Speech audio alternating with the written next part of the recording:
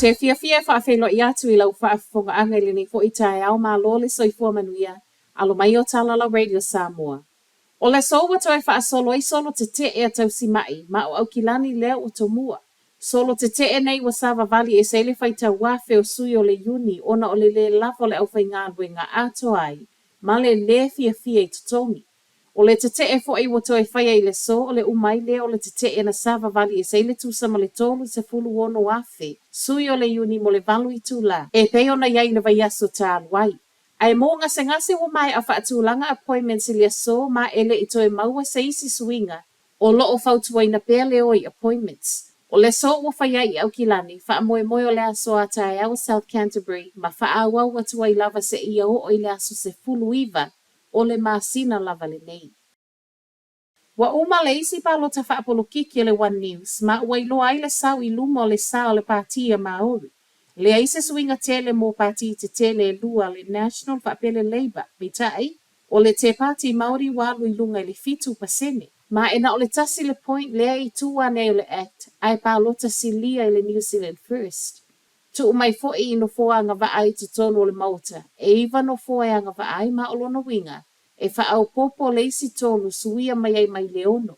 Ai tu mai le pale mia fia e tangata o lo fa atu mau pia Christopher Lexon I le tūlanga mua ewi I wapa u le tasi pasene, fa atu sa le palo tatalu wai. O Chris Hipkins o le Labour I le tūlanga lua, ai tu tolu I ai Chloe Swarbrick o le Greens. Ma liu fa afua se ile tangata se tasi o fale I Canterbury, ma o le ua fa asola so e ngā leo. O le te o le lima I le afiafia na nafi, na wala awaile o leo I le fale I Ashburton Forks, ma I ulua I reporti wa au mai, e le o yese tūlanga masalo mia. E le o mawhiona maua mai se atoanga o le nei mata upu ma o lo tau mawhai fo I le ofisa leo e sa ili lo na ainga. So e wha fo I mai au kilani le whai ngā malanga na wha moe mo Tahiti ono le emo le wila. Lua se fulu minute talo na ilunga le vani monimo le vaale eni usila, ai taia loa I le wila pe tusa leo le lata, e le itu lai valua na po. Moli mau maisu I le kamupani vaale le itala le Herald, e le fo le taia o vaale le wila. Ma o le alava fo Iwa mai a koleni pai late I taimi whaapea. O pa sese a fia uma fo I ele I mawhaiona whaatau nu wina le whai ngā malanga le I le po na po, o le ua mai atu e whetu na I mō whai ngā malanga I le so. Se fulu lua charities ese o le awhai mea alofa I le 12 Days of Christmas ale malai vaalele au kilani.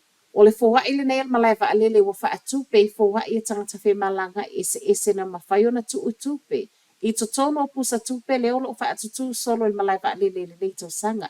Whai mai ele sui o le malai vaalele o le awhe soa ni tele lea I a inga I le nei kerisimasi. O le Nurturing Families o se tasi o kulupu wa manuia le nei fōwai, au le Santa Club I le whaasoa atu I tua. O le report le Herald wata wai o leo silia ma le lua afe whana wa au mai le lisi mo me alofa nei. Ai ele I o mai eila le whaasoa atu I tua o me alofa nei, o le masina o ke topa o tau sangata I tasi amata sa ile le Santa Club ni ana Santas.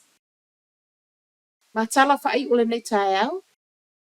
Tolu ta avale la veve lunga le State Highway lua I vai tauranga, ma e tu whaatasia talo tae au lo matua I poloka I lava mata avale. La tele tu lai fitu I le tae o neina tupu ai, ma ele o yaini manuanga o ripoti mai. Ua poloka I mase vaengo le awala ma ua fautua ina tangata whe malanga I ia wha o ngā ane, isi awala tua. Talafona la Radio Samoa, manu ia tele le nei tae au.